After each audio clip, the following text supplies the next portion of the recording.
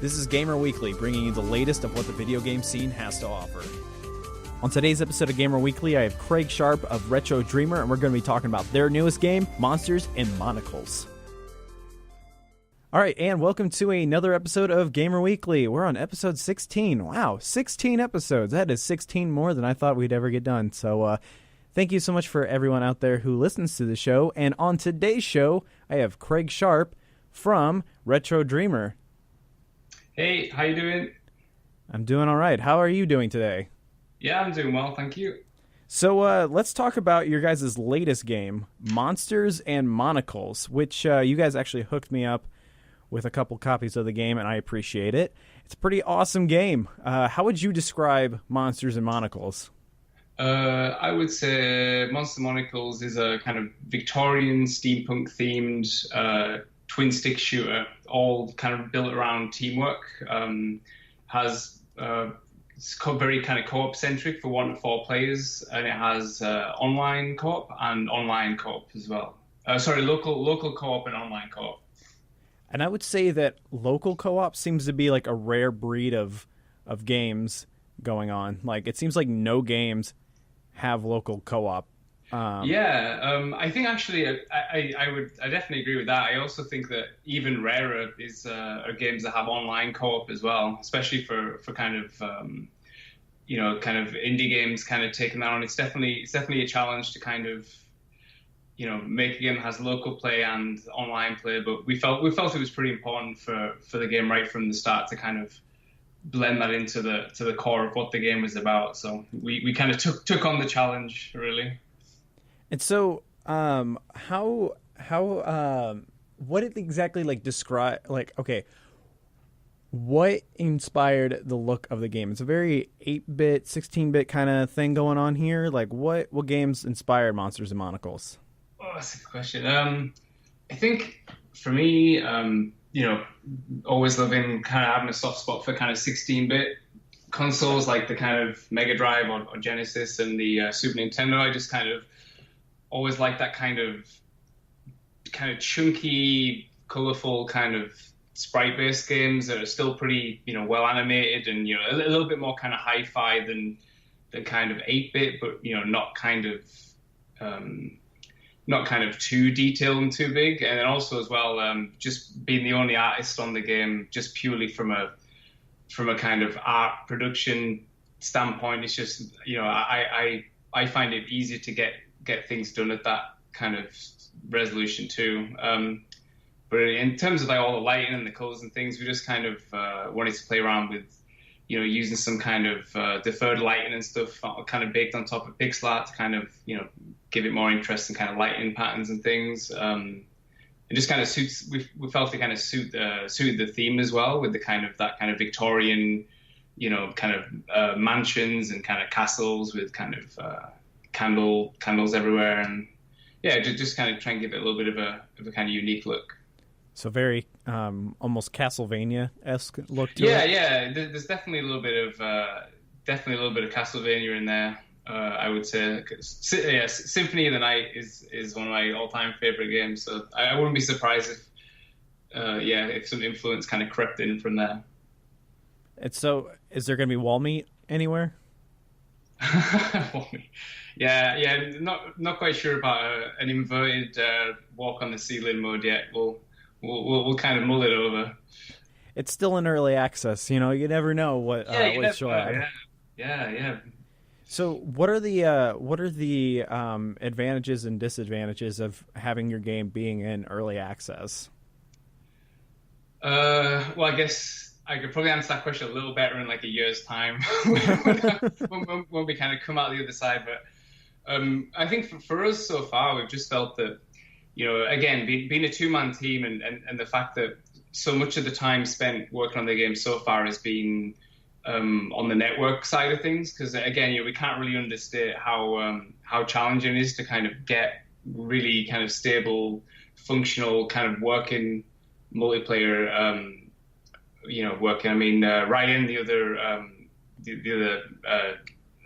member of the team who's just the programming side of things, he's he's done a great job on getting that to where it is, and that has been like the lion's share of the time spent. And I think for us, we felt that early access was a good fit because like now we have this kind of we felt pretty early we knew what the core of the game was, and we knew it was going to be very kind of centered around co-op and kind of just hop online and shoot things with your friends for a little bit and kind of hop off. But we felt that early access is a really good fit to kind of expand that core and just kind of add content in all directions, like add new zones, new weapons, enemies, items, just kind of flesh everything out in all directions based on community feedback, and kind of get players involved and get them kind of telling us how they want the game to kind of grow kind of that way.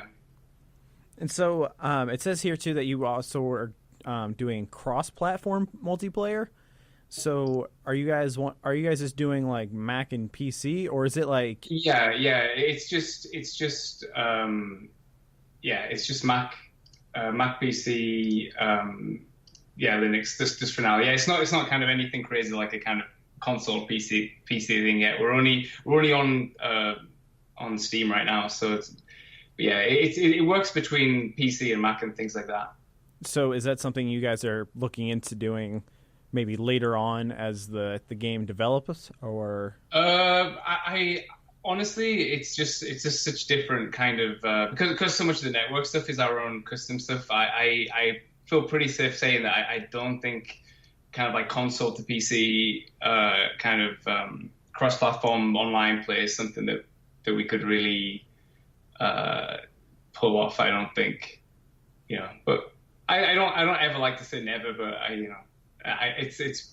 for now, I think it makes sense just to kind of focus on making sure the PC kind of works across PC, Mac, and everything on Steam, basically. You want to make sure that it's stable before you go, hey, let's just throw this on everything. Yeah. I mean, I think in terms of actually bringing the game to other platforms, that's definitely something we'll be doing. We've already announced that the game will be coming to PS4 pretty much once the Steam version's finished. Like once we feel the game is release version 1 and then it's actually out there on Steam, then we'll definitely kind of start work on bringing that over to PS4. We already have kind of development kits. We've also we've had the game running on there, and actually showed the game at the PSX PlayStation Experience in December in San Francisco as well. So it's definitely coming to PS4 kind of once the Steam version is wrapped up. But right now we're just focusing solely on getting that kind of wrapped up and finished and as good as it can be.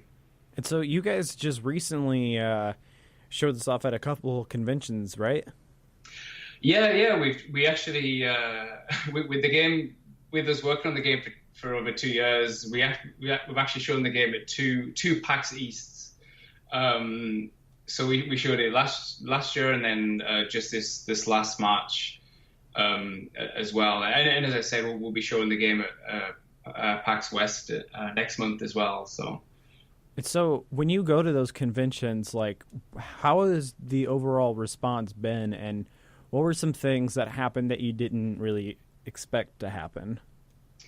Response-wise, it's been great. I mean, it's collectively anyone that's played the game and came by has had a good time. And I think being a co-op game and especially having local co-op when you're in like a show environment, I think it's very easy to kind of lure people in and kind of you get a little mini crowd around, even just by having 4 people, that kind of can even draw more people in. And then, and it's quite a kind of, it's quite literally a fairly flashy game with the amount of explosions and things going on. So, and when people play it, they seem to enjoy it. And, I think that as far as surprising things, I think, it's always interesting to watch the dynamics of people that are either friends or family playing together as like 4 people versus maybe 4 kind of separate strangers that you kind of reel in. And I think the surprising thing for me is when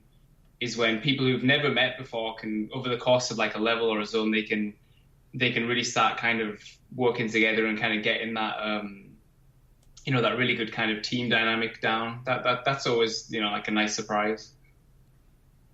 Yeah, and I feel like this is probably like honestly like one of the perfect games for a convention because like I've been to a couple conventions where it's usually like a single player game and you kind of just have to sit there and watch somebody play. But with like 4 players, you have 4 people that you can watch and play.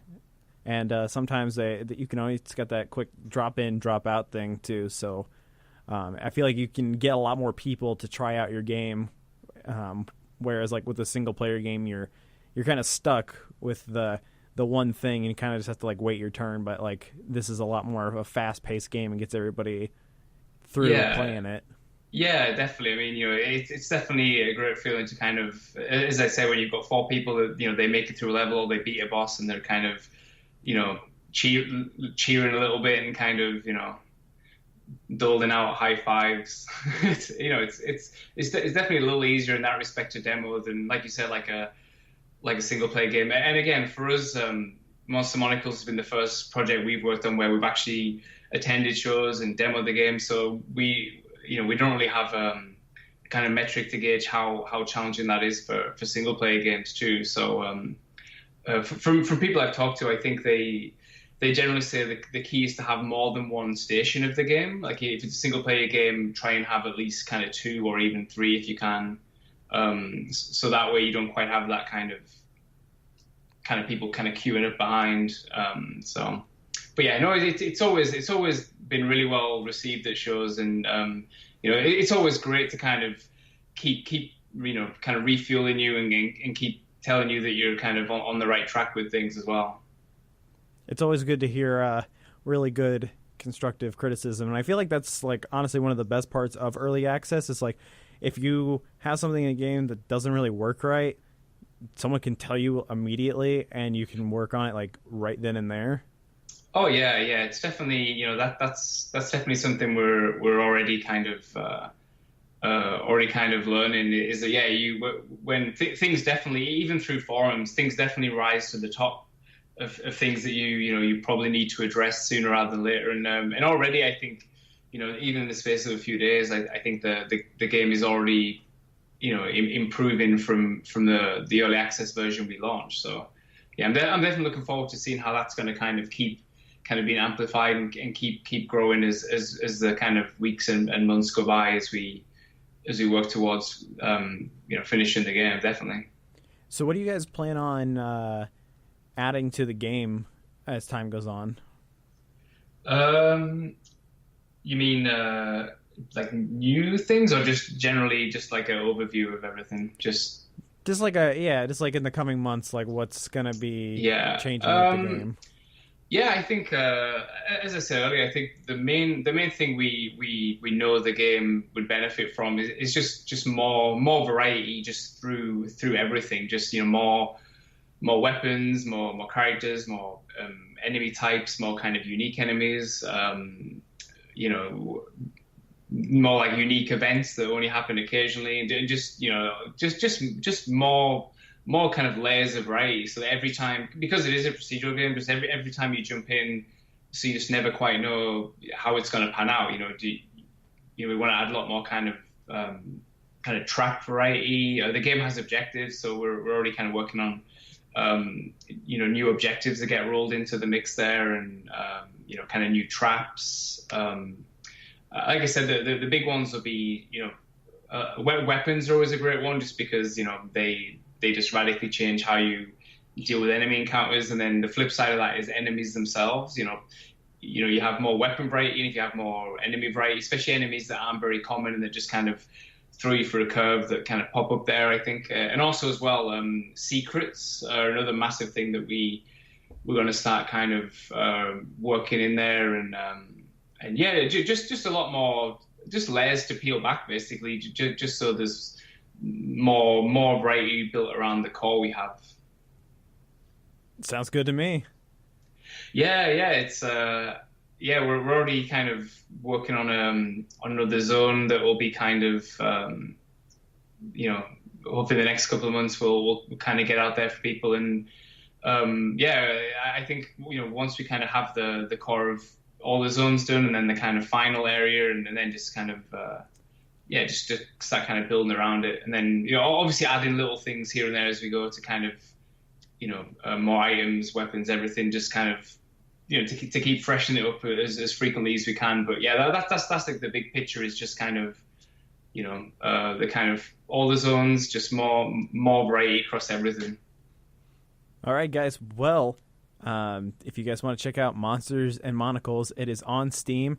It is on sale right now, too, as the time of when we're recording this. But it's a $15 game. It's an early access. It's a pretty awesome game. I highly recommend checking out Monsters and Monocles. Where can people learn more about Monsters and Monocles? Yeah, I mean, we have monstersandmonocles.com has all the information, takes you to the Steam page, has press game info on there. You can follow me on Twitter. I'm at trascal.